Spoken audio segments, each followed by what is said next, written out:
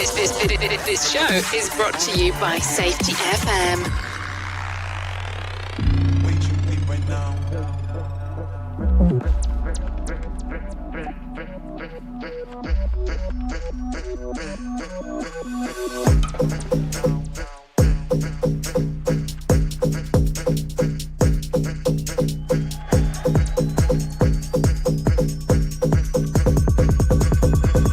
Look at me go, I'm going at. Hey! Wait, you bleep right now, I'm beastin' now. Ooh. Kiss drop it, I'm at the zone. Hey! Wait, you bleep right now, I'm beastin' now. Ooh.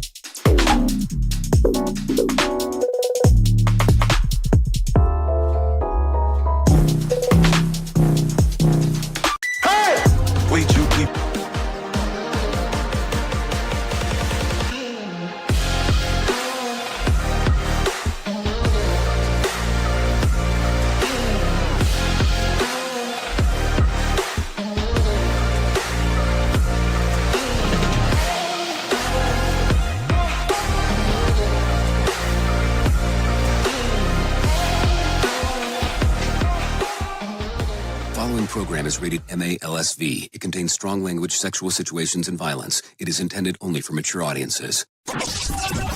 Finally, show with the balls to call it like it is. Rated R Safety Show on Safety FM.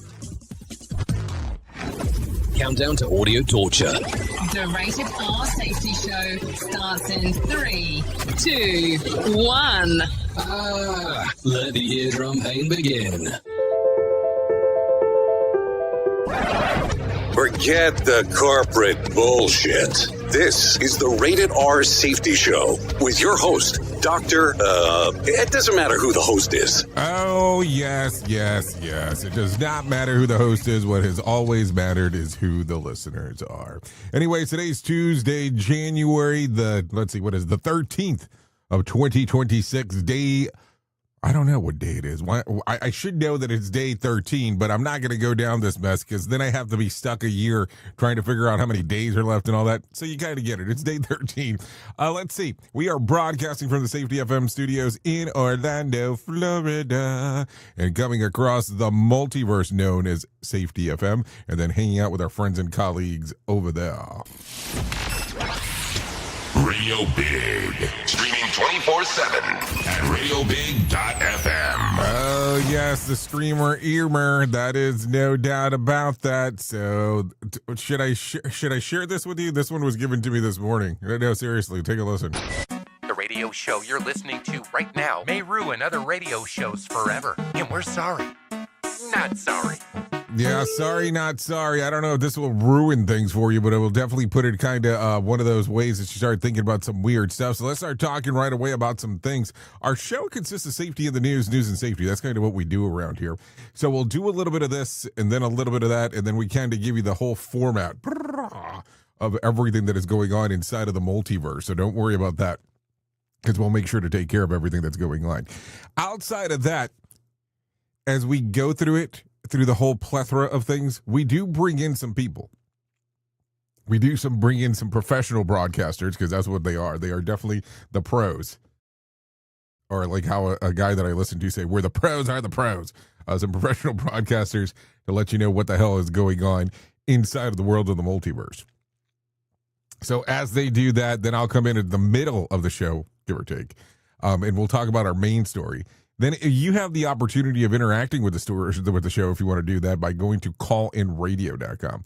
Once you go to callinradio.com, we'll give you the option of doing some video, audio, or text messaging, or the opciones right there. It's the opciones of what to do. And then once you get there, voila. It's voila. And it's a simple process. And then you just type or text or record.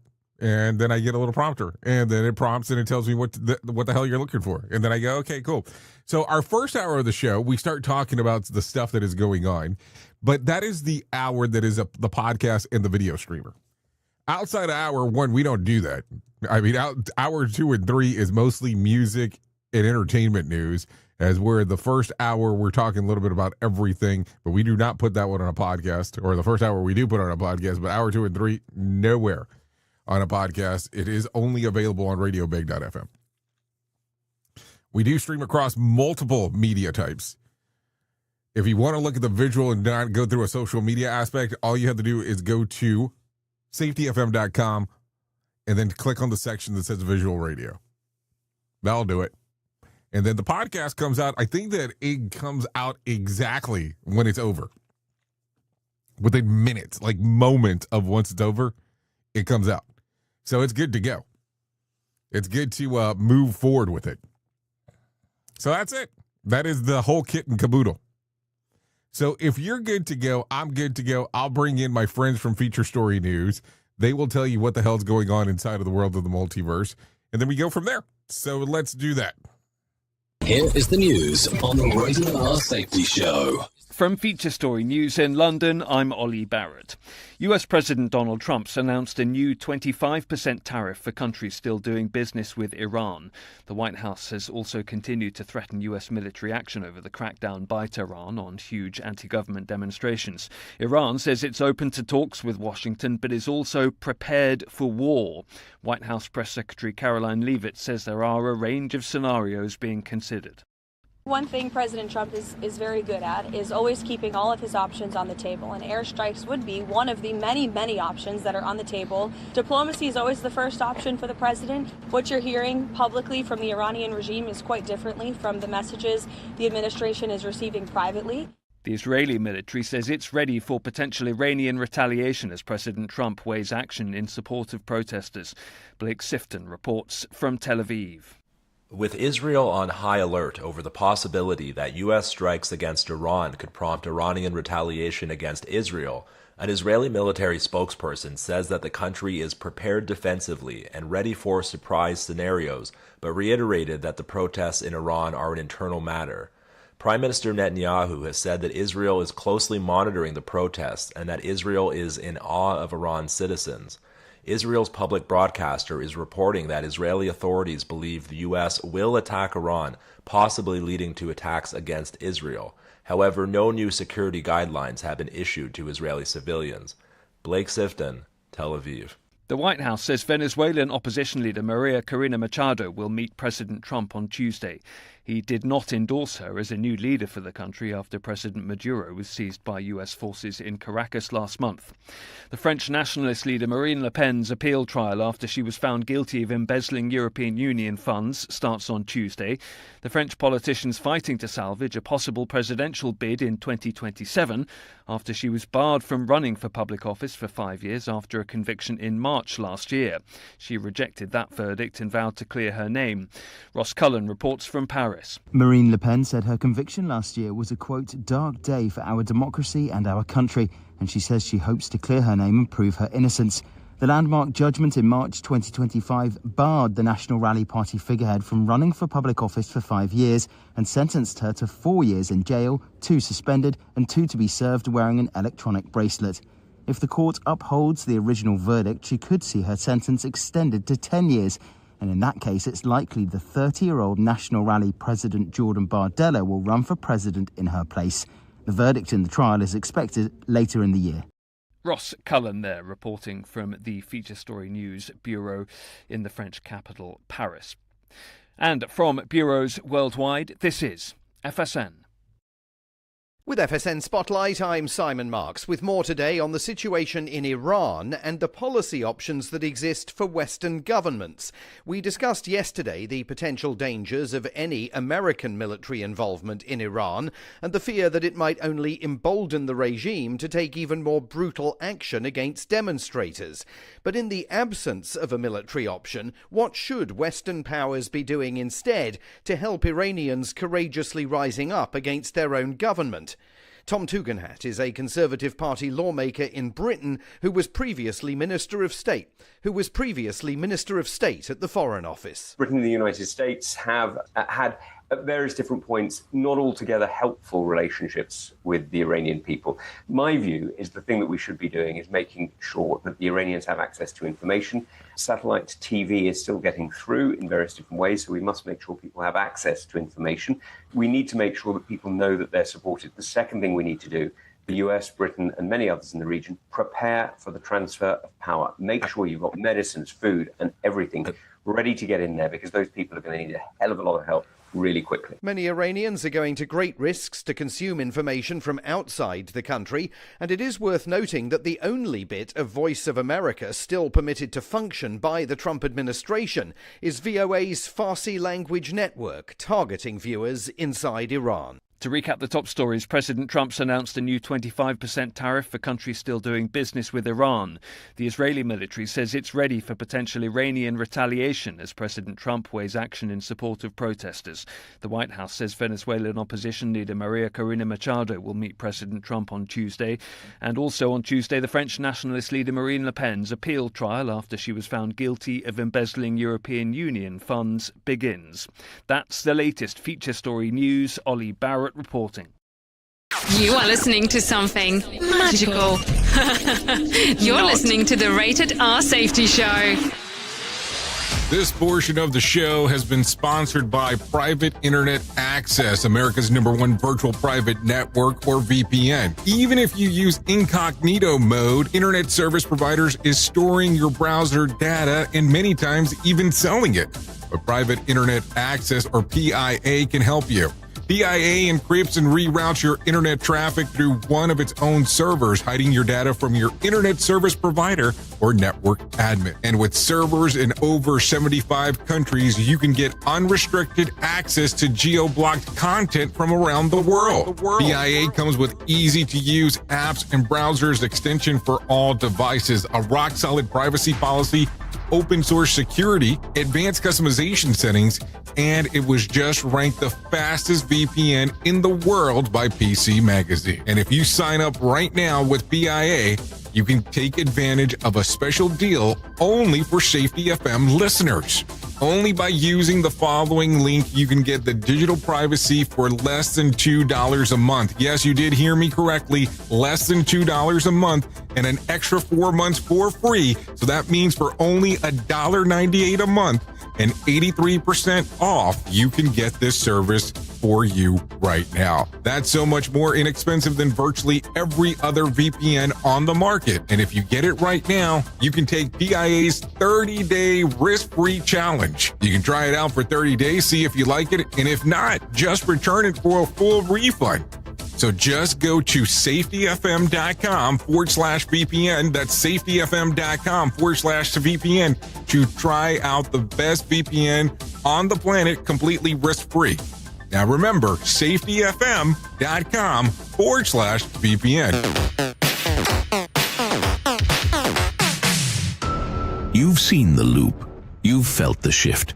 The script doesn't fit anymore, and neither do you. Safety transmission. The collapse of the construct is the third and final signal in the trilogy from Jay Allen, PhD. And this time, it's not about waking up. It's about what you do once you're awake. The system didn't break. It just stopped pretending to hold you. And now it's blinking, rebranding presence, packaging resistance, and calling it progress. This book isn't a guide. It's a transmission.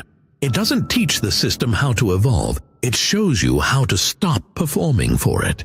You'll see what happens when awareness becomes responsibility, when audits don't listen, and when leadership becomes a loop. But if you've made it this far, you're not here to be managed. You're here to carry signal. Safety transmission.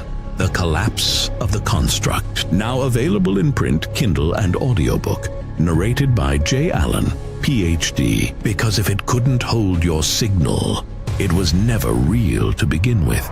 You ever hit the wall, burnout, stressed, or just feeling that everything is piling up and thought, yeah, I probably need to talk to someone? The problem is finding the therapist who actually takes your insurance feels impossible at times. That's where Rula comes in. Rula is a healthcare company that makes mental health care easy to access and actually affordable. They partner with over 100 insurance plans, so the average copay is about $15 a session, sometimes even less. With Rula, you get matched with the right therapist for you, not just whoever's available. Their network has over 15,000 licensed professionals, and you can book an appointment as soon as tomorrow. No wait list, no frustrations, just therapy that works with your schedule and your insurance.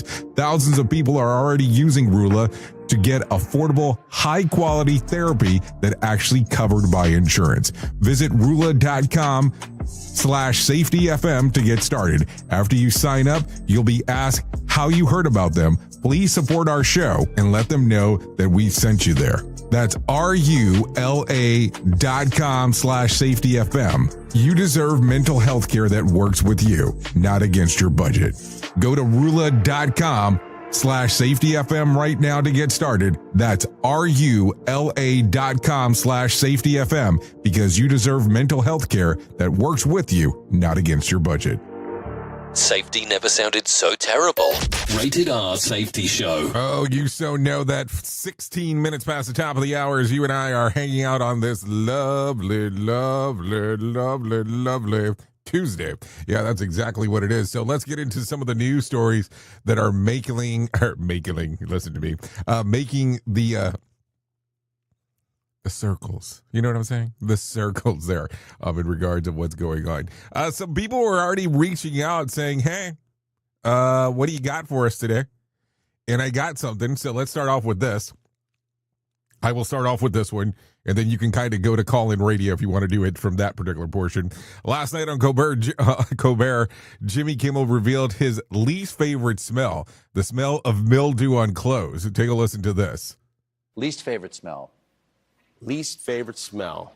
You know when people leave their shirts in the dryer wet, and then they wear them to work, and they don't seem to notice that they stink all day? They're mildew. That mildew smell, yes, yeah. Yes. I don't understand it. I mean, if there's a rag in my house that has even a hint of that, I throw it right in the washing machine. That's my least favorite smell. Okay, so with that being said, what's the absolute worst smell in the world to you? CallinRadio.com. As I'm going through the rest of this, we'll take a look at it and go from there. So there you go. Okay, so let's get into some news stories. Mark Kelly sues Hegesh for the military censure. So they can listen to this. Senator Mark Kelly, a Democrat senator from Arizona, retired Navy captain and former astronaut, filed a federal lawsuit yesterday challenging actions by the defense secretary, Pete Hegesh, that could strip him of his retired military rank and reduce his pension. In November, Kelly appeared in a video with 5 other Democratic lawmakers, all who previously served in the military and or intelligence community, saying that the U.S. service members have a legal obligation to refuse unlawful orders. The video was meant to highlight the aspect of military law. Pete formally censured Kelly on January the 5th, accusing him of undermining the chain of command and making seditious statements that could erode military discipline. The censure automatically triggered a review process that could lower Kelly's retired rank and therefore cut his military retirement pay. Kelly argues that these actions are unconstitutional retaliation that violates the First Amendment rights by punishing him for protected speech and could chill other veterans from speaking out. The complaint says that the censure and rank review were politically motivated and threaten legislative oversight and free expression. He is asking a federal court in Washington, D.C. to overturn the censure and halt any effort to reduce the rank or benefits. A judge is expected to consider a temporary restraining order, so we'll see what happens there. So what do you think about that? Do you feel that politics led to the whole thing? Because that's going to be the question for you. I never know the answer to these things. I mean, one can make assumptions. You don't know the truth behind someone's intent on what he was doing. So as you look at it, do you go, okay, Kelly was in the right for making his comments, or do you think that he was in the wrong? Some people look at it more than likely from the standpoint of, hey, this was one of those things that it was done with the intent of undermining. I don't know. I don't know. Were they doing the right thing or were they doing the wrong thing? That is the court of public opinion, where let's see, decisions have to be looked at from that particular standpoint. Just kind of how it goes. Just one of those worlds where we live in that particular regards. Okay, let's continue talking a little bit about some other things that are going on inside of the world. Police arrested a 48-year-old man accused of driving a box truck into a crowd during an anti-Iranian government protest in Los Angeles and Westwood neighborhood. According to police, Carlo Mondechet was taken into custody on Sunday and booked on Monday on a misdemeanor of reckless driving charge. His bail was set to 0. Yeah, let's do that. 0. And he is scheduled to appear in court on February the 2nd. The incident happened on Sunday afternoon near the federal building of Veteran and Ohio Avenue. Let's see, where demonstrators were protesting the Iran regime. LAPD officials monitoring the protests say the U-Haul box truck approached the intersection displaying signs that opposed the protesters' view. The crowds tore the signs off the truck and assaulted him, after which the police say that he drove the vehicle towards the group of officers, forcing people to jump out of the way. Officers secured the scene, detained Carlo, and impounded the truck. A search of the vehicle found nothing of significance, according to the LAPD. Two people were injured during the chaos, but neither required hospital transport. Police later contacted possible victims, and no one reported being struck by the truck. The protest came amid widespread unrest in Iran, where demonstrators erupted last month over a worsening economic crisis. Human rights groups report that Iran's government has responded with violent crackdowns, killing at least 646 people. Apparently, I can't stop hitting the microphone. And arresting more than 10,700. So my question becomes this. How is this going to be rectified, number one? And number two, with the vehicle being impounded, do you still have to pay the U-Haul rental fee per day? We at Safety FM are not responsible for what this idiot behind the microphone is saying. He is trying to be entertaining. Rated R Safety Show. It's a legit question. Don't get mad at me for asking this. Okay. So if you're about to get on a flight, let's have some conversations here in regards to some stuff. So let's handle this slowly. Go a little bit slow. Want you to hear what I have to say. It's important. But are you traveling to Canada anytime soon? Because an Air Canada flight out of Toronto was delayed after a baggage handler was accidentally trapped inside of the cargo hold while the plane was already taxiing to the runway.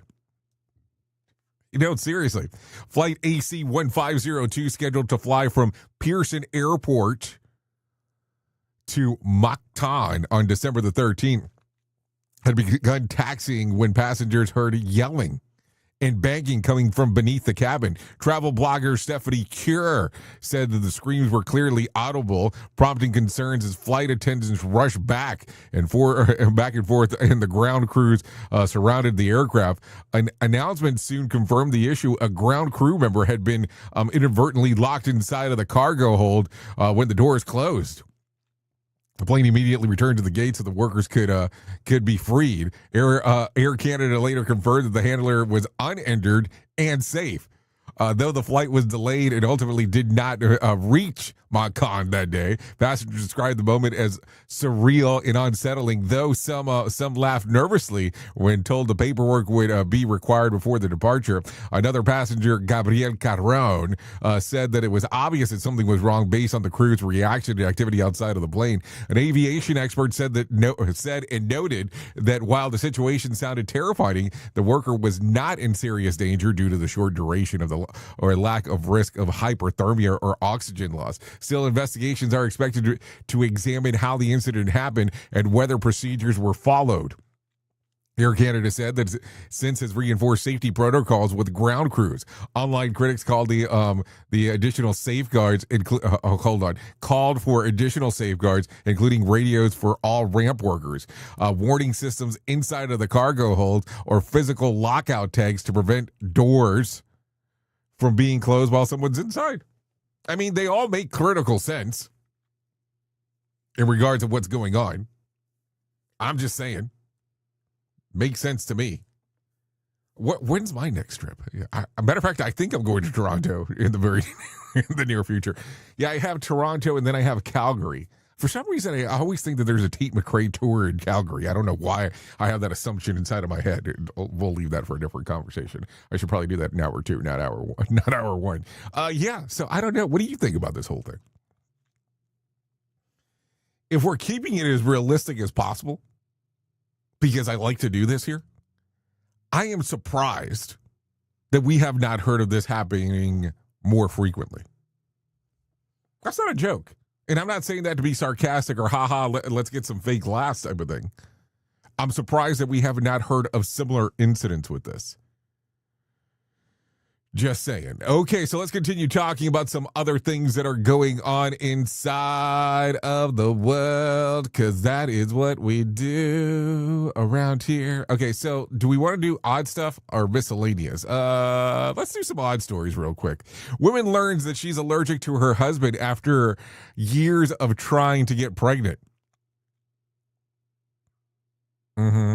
Alex Murphy Klein thought that the hardest part of marriage would be deciding where to eat, not biology declaring war on her husband. 2 years into the marriage, she and Paul couldn't get pregnant despite everything appearing to be fine. After a year of trying, doctors labeled the unexplained infertility. IVF didn't work either. Trusting her gut, Alex pushed for deeper answers. At-home blood tests revealed that the real issue is her immune system was essentially rejecting Paul's DNA like it was a spam email. Well, that's way too close in words in regards to using spam for that. But anyways, her body wasn't broken. It was overprotective. The couple began LIT therapy, or is it lit therapy? Because that sounds like something else, which involves injecting process of samples of Paul's blood into Alex so her immune system stops treating his DNA like an intruder. Paul admitted the journey left him feeling helpless and spoke publicly to encourage men to stop staying silent about fertility struggles. Despite the emotional roller coaster, they're hopeful, grateful, and found answers early and are determined to face infertility as a team. Turns out Paul's body isn't. Hold on. Turns out Alex's body didn't just reject Paul's DNA; it blocked him like a bad ex on Instagram. I don't know. So IVF failure because her immune system was running TSA level security is what it sounds like to me. I don't know. So some stuff going on there for sure as we are talking. Okay, what else do we want to talk about? Let's do this. A North Carolina man nearly talked himself out of a very good day. Wingate resident Stanley Thompson. Yeah, Stanley Thompson almost skipped out on buying a Powerball ticket on December the 10th drawing, but grabbed one at the last minute online for about $3. You can grab tickets online. I didn't realize that. The ticket matched 4 white balls plus a Powerball, normally worth about $50,000. Thanks to the 3 times multiplier, it ballooned to $150,000. Thompson says that he likes playing when the jackpot starts climbing, and he's especially glad that he checked that multiplier box. It took a bit to the win to feel real, but now it's sinking in. The money is going towards paying bills and investing, not yachts and fireworks, just smart, satisfying relief. That's good. You know, we talk about the lottery all the time here. The funny part is that I talk about the lottery a lot here, just based on information that I have. But come to being realistic, I hardly ever play the lottery. Like, I'm going to say if I might have played the lottery 20 times in my life, that might be a lot. Not a joke. Not a joke. Okay, let's continue talking real quick. Doctors suspend after scheduling bogus appointments so that she could pick up her kids. And Working Moms jumps into her defense. A UK doctor just learned that her fake patients are apparently more dangerous than no doctors at all. Dr. Helen Eisenheiner, a 43-year-old general practitioner in England, was suspended for 5 months after she blocked 2 fake appointments at the end of her workday in 2024, not for a beach getaway, but to avoid being late for picking up her kids. Dr. Helen admitted the move was dishonest and told the tribunal that she was under intense stress and sleep deprived and short on childcare and trying to juggle a young family with a busy medical practice. She said that she feared that seeing 2 more real patients would keep her past 6 p.m. pickup deadline.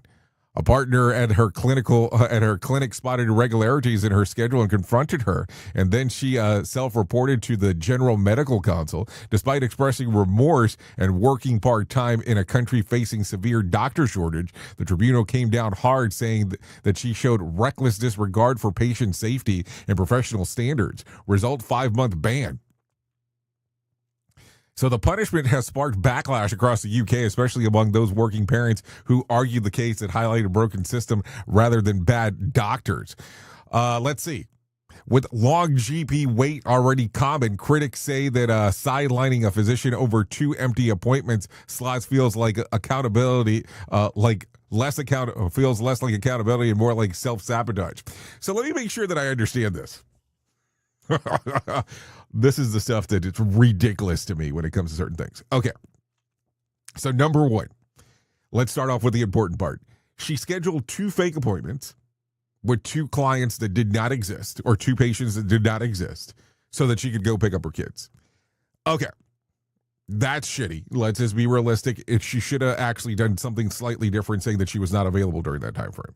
Don't know how it works there in the UK, but I'm just bringing this up. Saying, hey, I'm not available from this hour, can't do it. That's the first thing. So let's call a spade a spade. So for her doing this, and it said that it was a one-time occurrence, and it said irregularities in her work schedule. So then all of a sudden, was it one time or was it multiple times? So if it's one time, I can kind of understand, but you should have not done it under the fake name, but we'll leave that for a different day. But so your way of handling and satisfying this issue is turning around and saying you're suspended for 5 months because you should have been there for those 2 appointments because we're short on doctors. So because you missed an hour, you are suspended for 5 months. So how many patients now are missing out on this doctor shortage? I'm just trying to figure it out because, it's all about math and making some good sense-o in regards of what the hell you're telling me. But that makes absolutely no sense whatsoever as we are talking. Just think about that for a brief moment in time.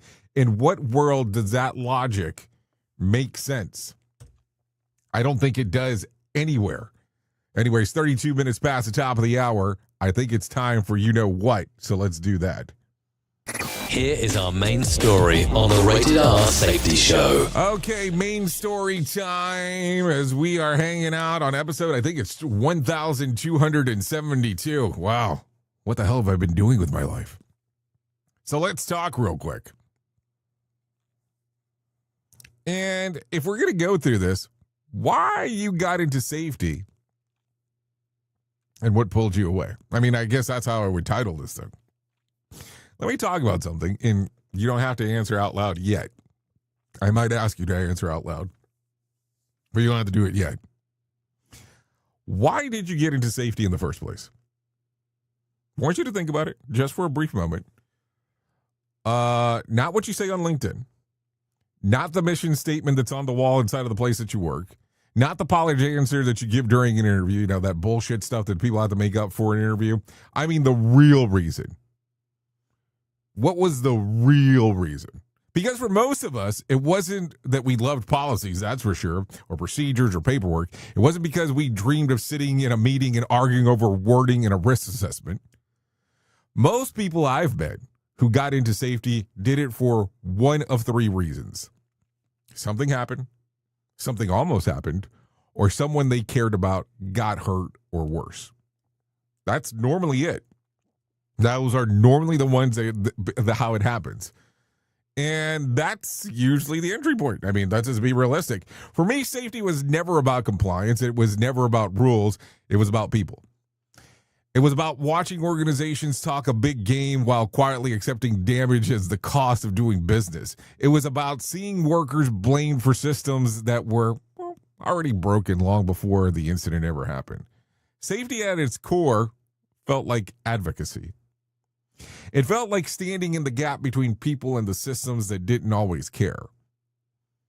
But somewhere along the way, if you've been in the field long enough, you probably noticed something shift. You stopped talking about people and started talking about process. You stopped asking why and started defending how. You stopped challenging systems and started managing optics. And you're not even, and you might not even remember when it happened, but it did happen. Because it happened slowly. First, you want credibility, so you learn the language. Then you want influence, so you learn the politics. Then you want stability, so then you stop pushing as hard. And before you know it, safety isn't about protection anymore. It's about prevention. And it's always about prevention. I should say it's mostly about preservation. That's what I meant to say. Preservation of your role, preservation of your access, preservation of your seat at the table. And here's the uncomfortable part. The moment safety becomes more about position than purpose, we start drifting away from why we showed up in the first place. We get sidetracked, not because we're bad people, not because we don't care, but because organization reward alignment and not disruption. The reward is calm, not curiosity. The reward is certainty, not doubt. The reward is agreement, not question. And safety, real safety, ask uncomfortable questions. Not sometimes, all the times. It asks why we work and why the work is designed the way that it is. It asks why shortcuts are normalized. It asks why productivity always seems to outrank protection right up until something goes wrong. But politics don't like those questions. Think about it for a moment. Politics prefers smoother conversation, cleaner narratives, less friction. So safety gets reframed. Yeah, we've talked about that. It becomes about dashboards, metrics, lagging indicators dressing up as success stories. Oh, yes, this was extremely successful, was it not? And human part? Well, the messy, uncomfortable, emotional part gets pushed aside. And here's the irony. Most of us didn't get into safety to manage perception. We got into safety to reduce harm. But harm is inconvenient to talk about. It doesn't fit neatly into a quarterly reports. It doesn't play well in a boardroom. I mean, I think about that for a moment and I kind of chuckle because I remember I used to have an HR vice president that would try to rewrite all of my reports to fit her narrative because I had to report to her and how it had to go through their standards. But let me not get too sidetracked. So instead, we talk about behavior, we talk about compliance, and we talk about buy-in. And slowly, unintentionally, safety turns into inward. Yeah, let's look inward. And it starts protecting itself instead of protecting people. That's not a personal failure. It's a system problem. But awareness matters because when safety loses its original intent, people feel it. Workers feel it when conversations become scripted instead of curious. They feel it when investigations feel like interrogations. They feel it when lessons learned never actually change the work. And then we wonder why trust erodes. Here's the reset point. Every once in a while, you have to ask yourself, if all the politics disappeared tomorrow, if the org chart didn't matter, if the titles were gone, would I still be doing this the same way? Would I still be asking the same questions? Would I still be willing to challenge the system if it was meant discomfort? Because safety isn't supposed to be safe, quote unquote. It's supposed to be protective. And those are not the same things. You didn't get into safety to win arguments in meetings. You didn't get into safety to defend broken systems. You didn't get into safety to become another layer of bureaucracy. You got into safety because at some level, you believed work could be better than it was. Safer, smarter, and humane. And maybe, just maybe, it's time to realign that again. Not by burning bridges, not by grandstanding, by remembering who you actually are there for. Because when safety remembers its purpose, politics loses their grip. And when safety forgets its purpose, politics becomes the job. Think about it. And that's never have been the goal when we first started in the first place. I mean, think about this for a moment. Think about why you showed up in the first place, because that answer still matters, whether the system rewards it or not. Oops! What did he just say? We at Safety FM don't always agree with viewpoints of our hosts and guests. Now back to real safety talk on Safety FM. Don't go anywhere. You're listening to the home of real safety talk. You're listening to Safety FM. We'll be right back. It's always amazing to me on how technology changes, and so does the environment that we're in. And cyber criminals will do everything they can to take advantage of a system. If you don't own a home, you have nothing to fear about what I'm about to tell you. But if you own a home like me and you don't guard it with Home Title Lock, you're inviting home title fraud. One of the fastest growing crimes.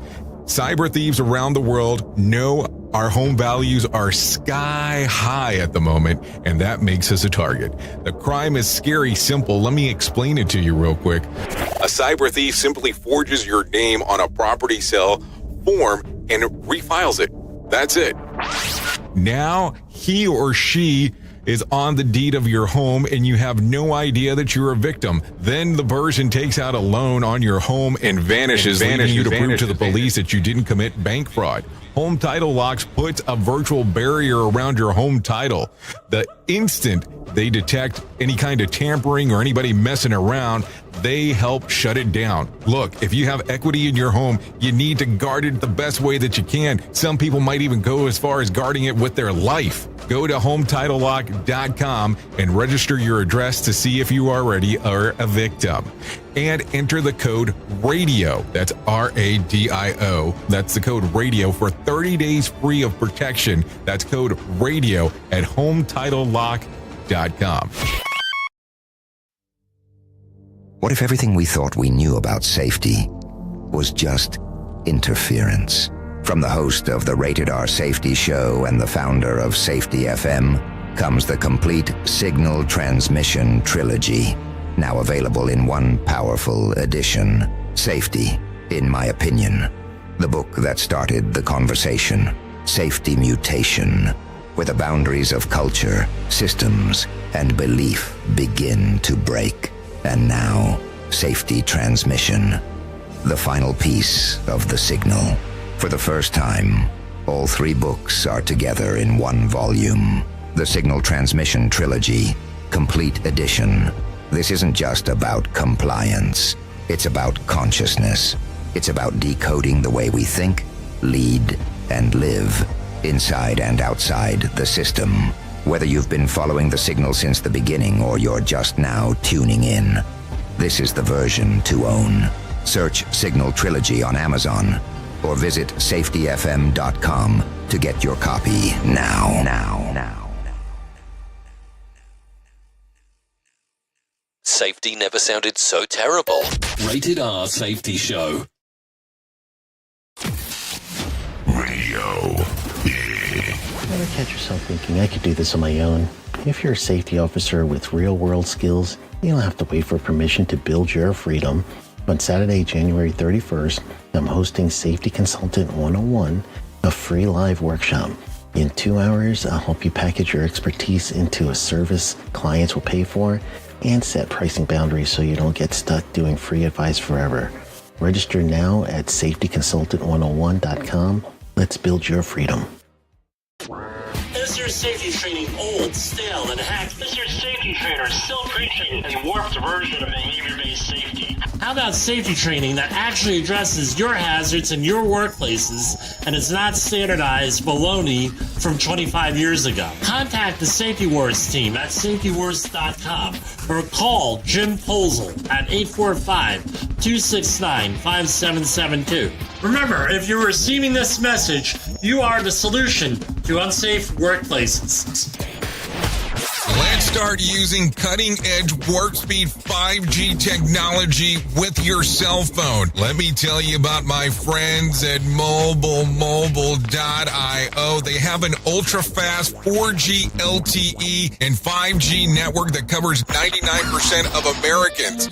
So they've got you covered everywhere. Think about it for a moment. You have the opportunity to take a test drive for 10 days with unlimited talk, text, and premium data.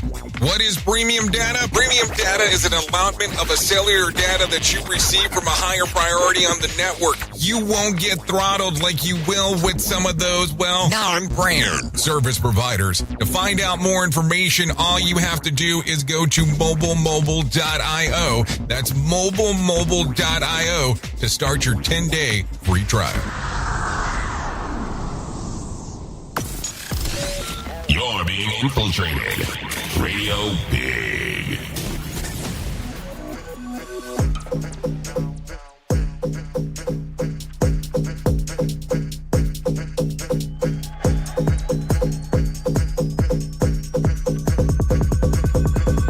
Look at me go, I'm going at. Hey! Way too deep right now, I'm beastin' now. Ooh. Can't stop it, I'm in the zone. Hey! Way too deep right now, I'm beastin' now. Ooh.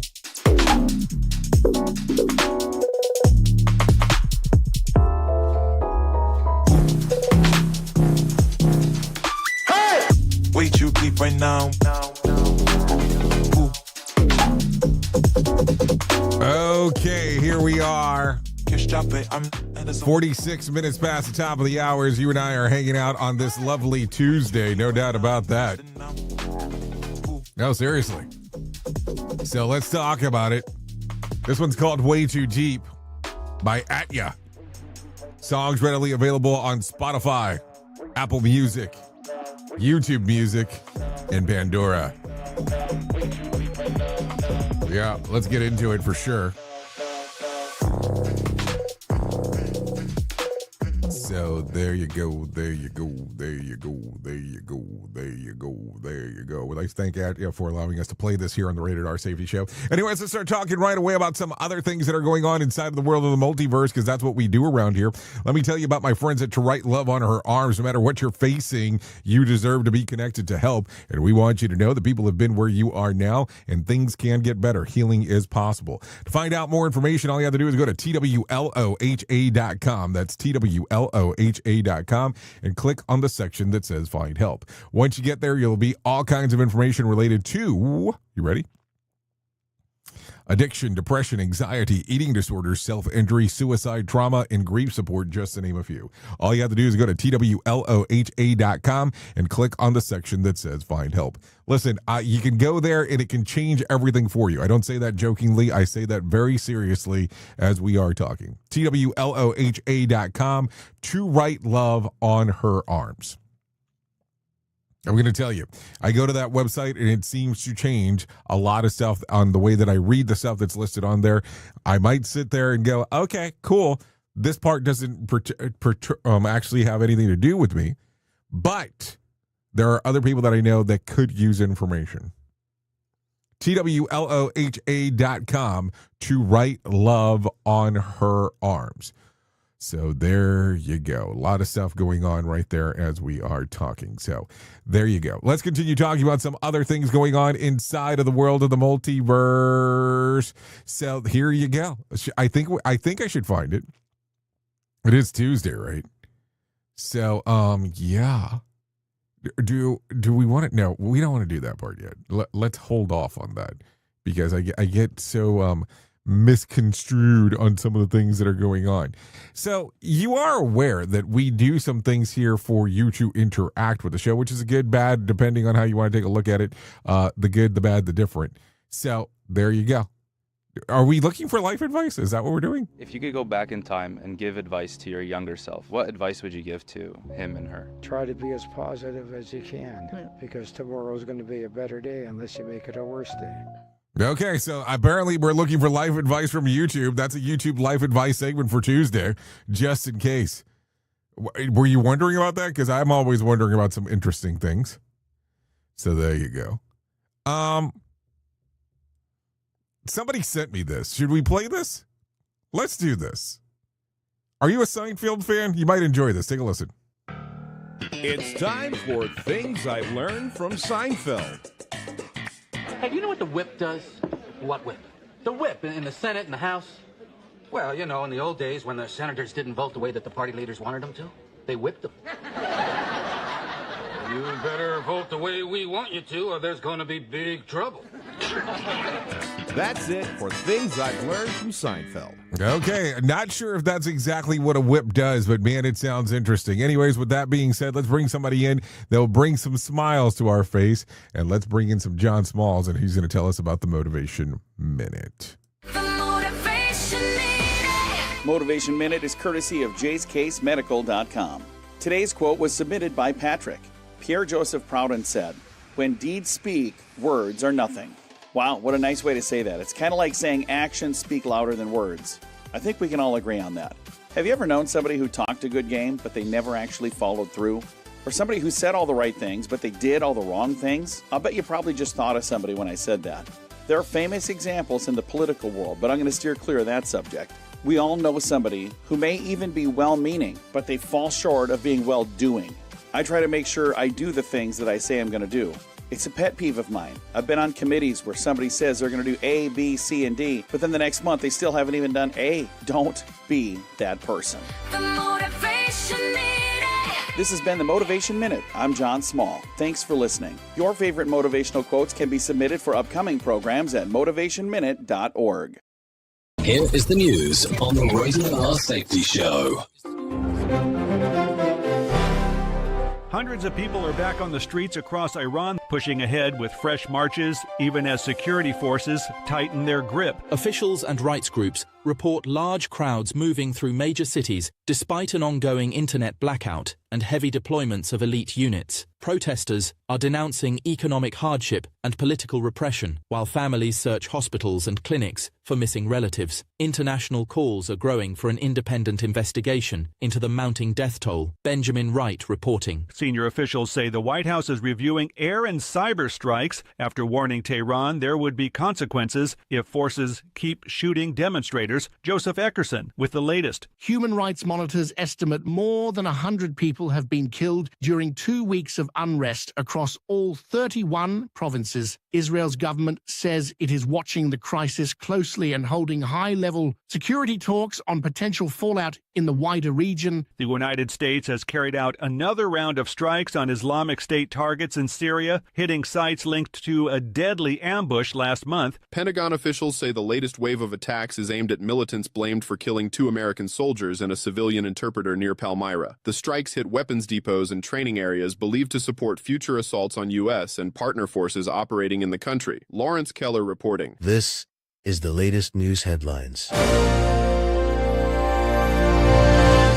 Americans continue rallying against immigration and customs enforcement after a deadly shooting in Minneapolis. Marches stretched from Los Angeles to Washington, where demonstrators chanted outside federal buildings and called for state oversight of immigration enforcement. The protests follow the killing of 37-year-old Renee Nicole Good by an ICE agent during an encounter that remains under investigation. Jessica Oakley reporting. Minnesota's top Democratic leaders are pressing for a broader probe into the shooting of Renee Good, arguing federal investigators should not handle the case alone. Party officials are urging state authorities to take a central role in examining how an immigration enforcement operation ended with a woman shot dead. They say the review needs to cover command decisions, use of force policies, and coordination between federal agents and local police. Advocates are also demanding public releases of body camera and witness evidence. Kevin Sanders reporting. In Mississippi, investigators have arrested a suspect after an overnight fire caused major damage at a historic synagogue. Authorities say no one was hurt when flames tore through the century-old building, but the sanctuary and several adjoining rooms suffered heavy damage. Fire officials are still working to determine the cause, while police question the person taken into custody about possible criminal intent. Members of the congregation have begun begun planning temporary services. Liam White reporting. And that's the latest news headlines with Alan Edwards.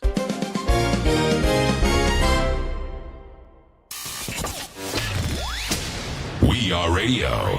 We are sarcasm. We are both combined. Radio Big. Oh, yes, we are. 54 minutes past the top of the hour. Let's talk about some things that happened back on this date. As I take a look around, back in 2021, President Donald Trump is impeached by the U.S. House of Representatives, voting 232 to 197 for incitement of insurrection. The first time in history a U.S. president is impeached not once, but twice. So there you go.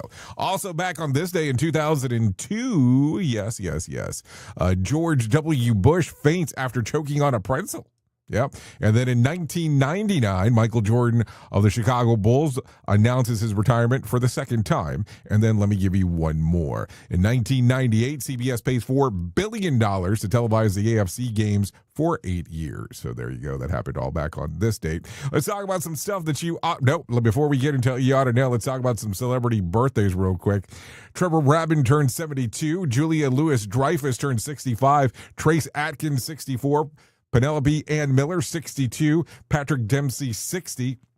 Nicole Eggert turns 54.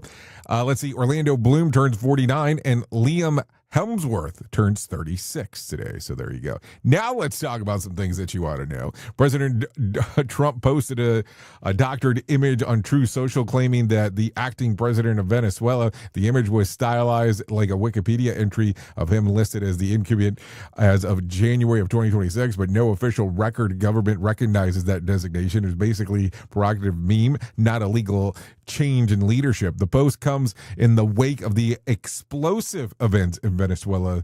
The U.S. forces captured Venezuelan President Nicolas Maduro and his wife earlier this month, and they've been taken to the U.S. to face federal charges domestically.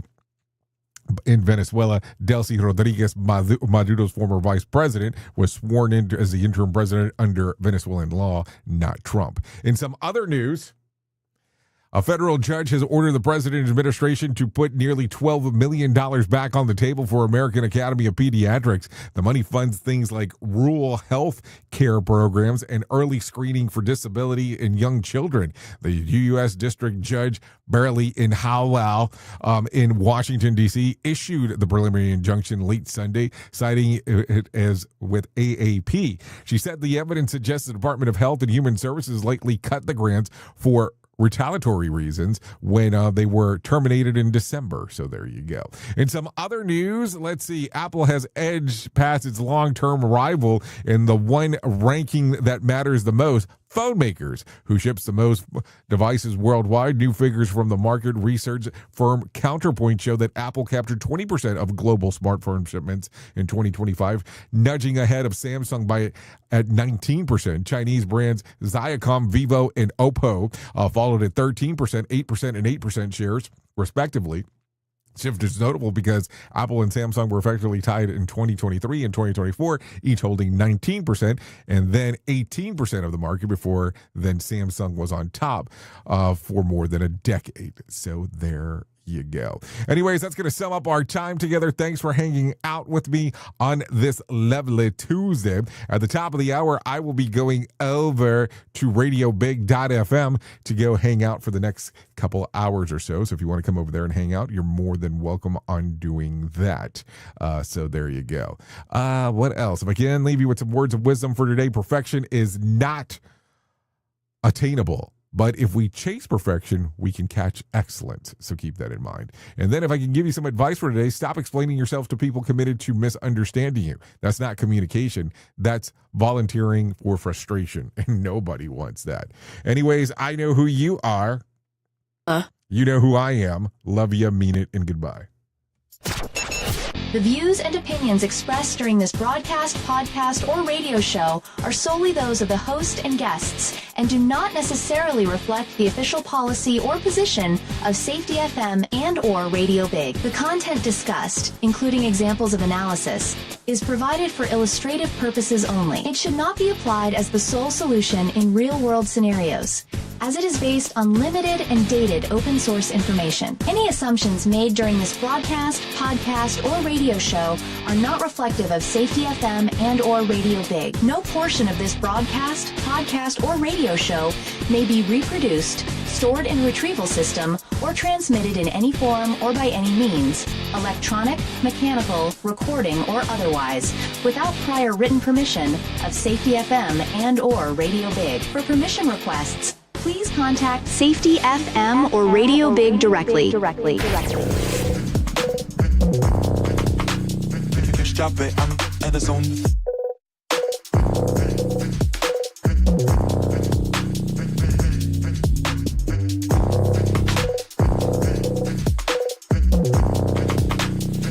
Stop it, I'm in the zone.